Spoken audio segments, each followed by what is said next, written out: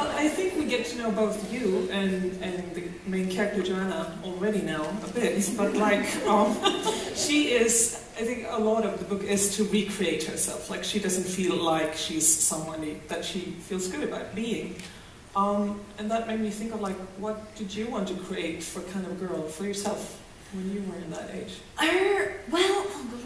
Well, I had another starting point for this. I mean, the first starting point for the book was obviously 50 Shades of Grey and thinking I want her money. Second point was finding a picture of my bedroom when I was a teenager and just realising it's the picture of every teenager's bedroom walls. You just have all your posters on the walls, you've got all your heroes, pages out of, usually that bit on the road where he's talking about wanting to meet the people who are like mad Roman candles, that's pinned up on the wall. You go, yeah, no one else is going to have a page from On the Road on their wall. Go around to everybody's house, everyone's got a fucking page from On the Wall on the Road. But you know, just like your favourite poems and pictures of heroes and kind of, you know, and sort of like and drawings and all the things that I loved and inspired on the wall.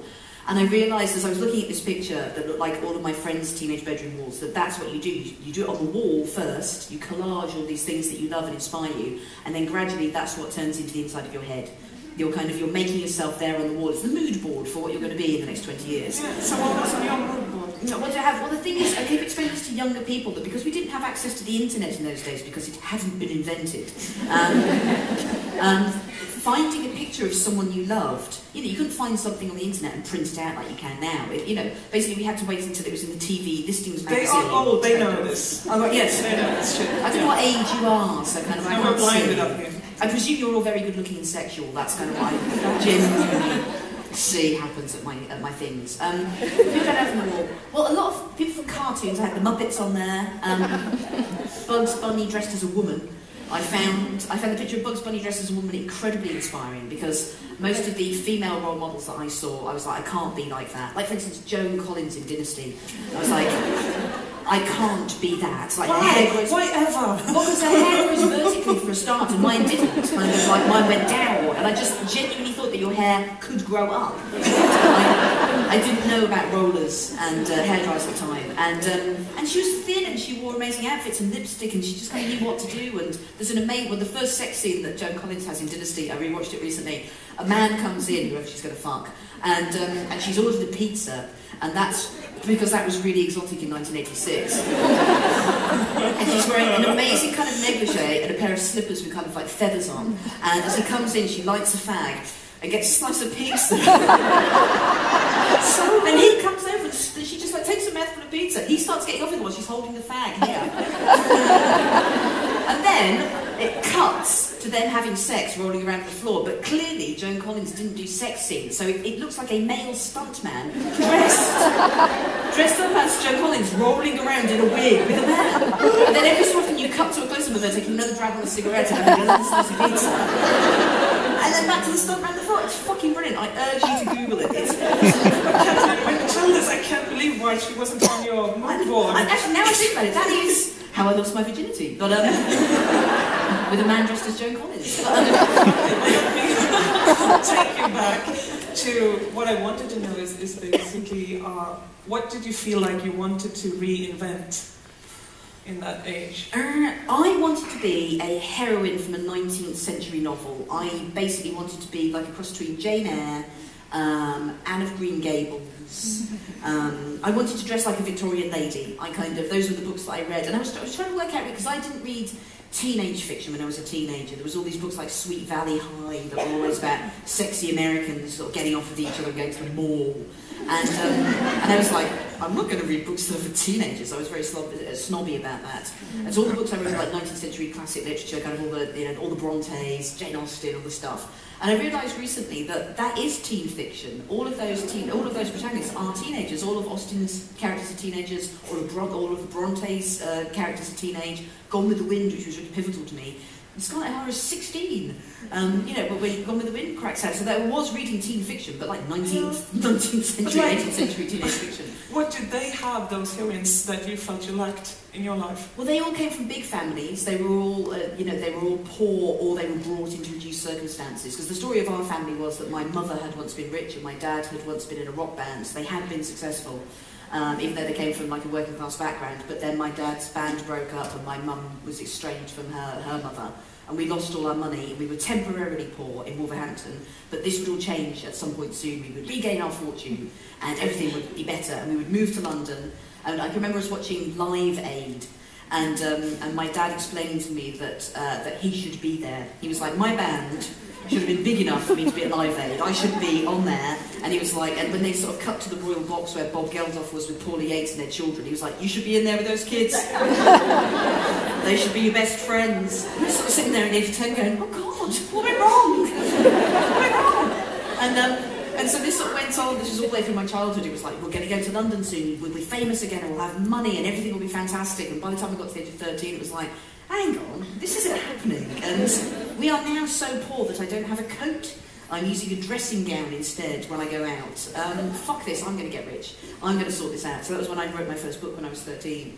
So that was the sort of, and that's always the plot of all those books in the 19th century, that they fall on hard times or they're working class, and the teenage girl, Jo March in Little Women, cuts off her hair and becomes a writer to save the family. Jane Eyre goes off and becomes a governess and becomes independent. Scarlett O'Hara, takes over the lumber mill and kind of works her way out of poverty. And the narratives of 19th century literature were always about work for the female characters, about work and integrity and protecting yourself and having a strong character. Whereas all the 20th century teenage literature was always just about going to the mall and getting off with a boy called Brad. And so yeah, I found the 19th century narrative much more interesting and useful than 1980s teenage narrative.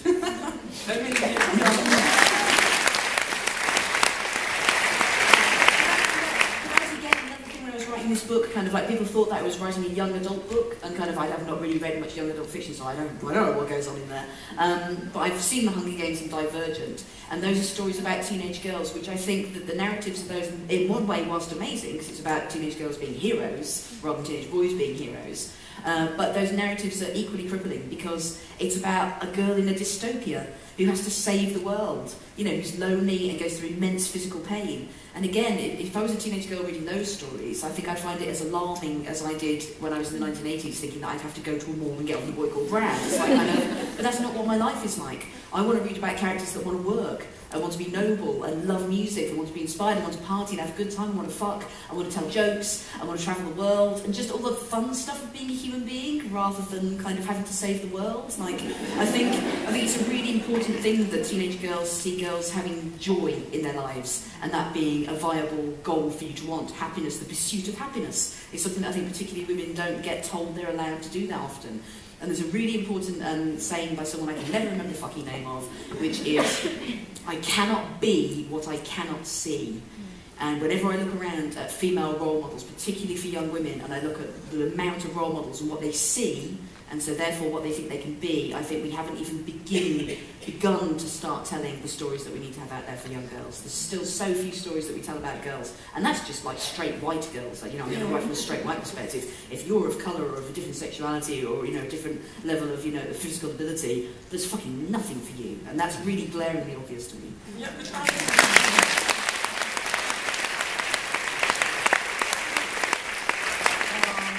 Obviously that is what you've done in this book, and when I read it I thought about that there's been a lot of talk about strong female characters in movies, in books, like we need to have strong female characters, and I was like, hang on, I'm not so sure anymore. Like, I miss weak female characters that I, my pity own self, can identify with, and somehow you obviously did that. So how did you manage that? What interests you?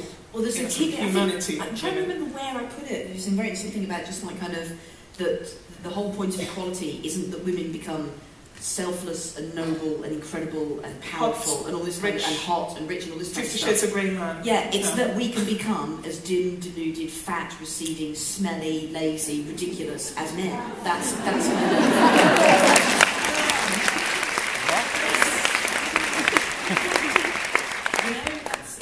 That's the sort of the narrative that all kind of, any kind of minority is told. It's kind of, as you lift yourself up, as you gradually, improve yourself to become more and more amazing, finally you'll be allowed to take your place along with the straight white guys. You'll be able to take your seat in the place of power. But, That's not equality, that's fucking knackering. That's you becoming something other than human, that's you becoming superhuman. You know, it's impossible to do that. Because if it was possible to be perfect and amazing and super hot and all this kind of stuff, then the people who are in power would be that. And they're not. You know, that's not what those guys are doing.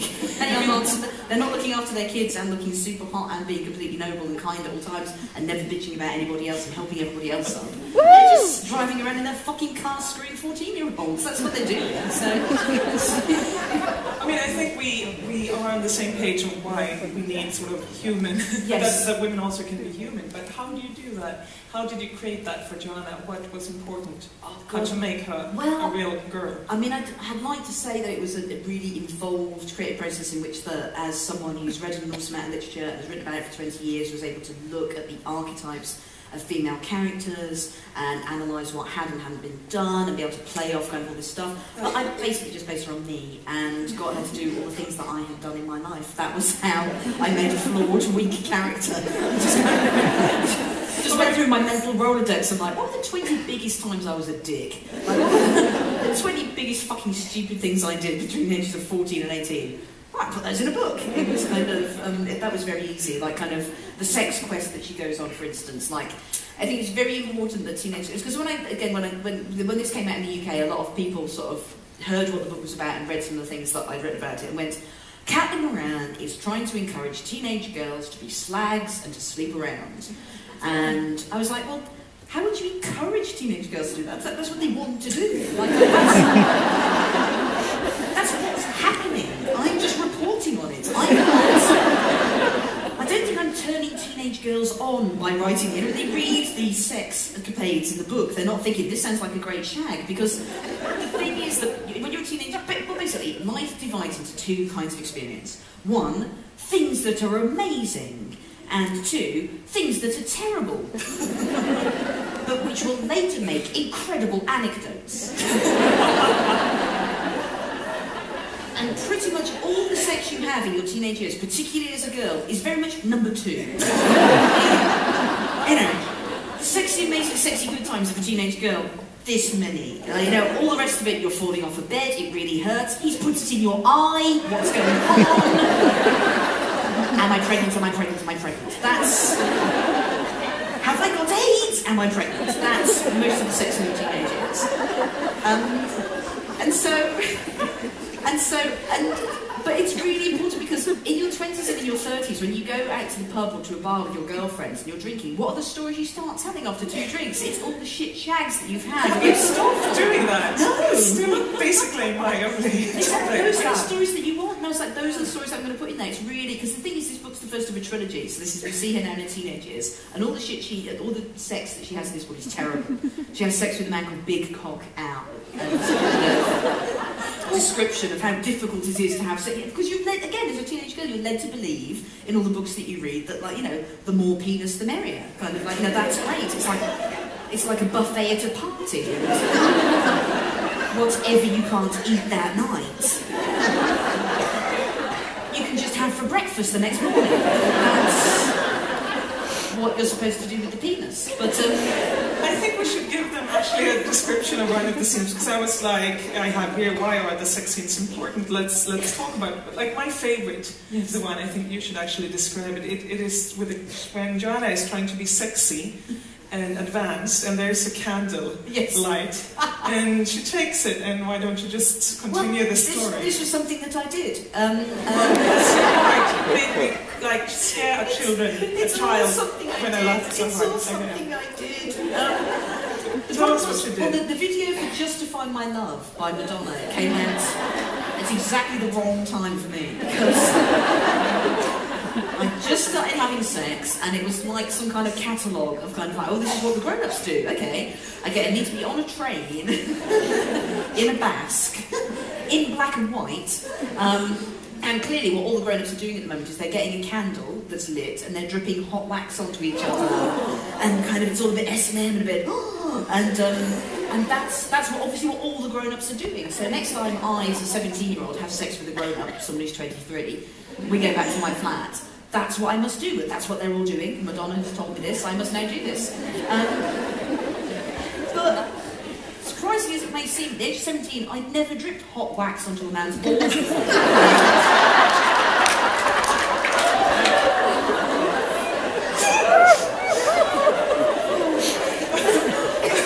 How was his reaction? He must have been so happy. I didn't really realise there were a couple of technical considerations that you need to bear in mind before you do this. So, first, I mean, you know, if I'd studied Madonna's video more carefully, I would have realised that she drips the wax from a great height, thus allowing it to cool on the way down.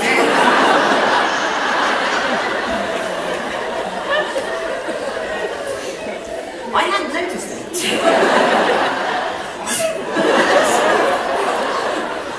So I'm like, hey, let's have sexy wax sex. This man just running around, spraying these agonised balls, sticking them under the tap.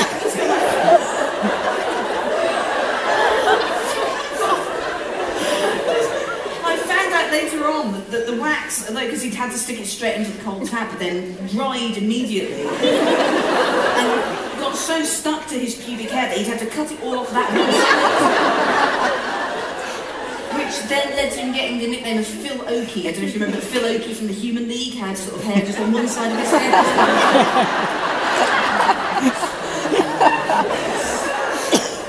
I think that deserves an applause.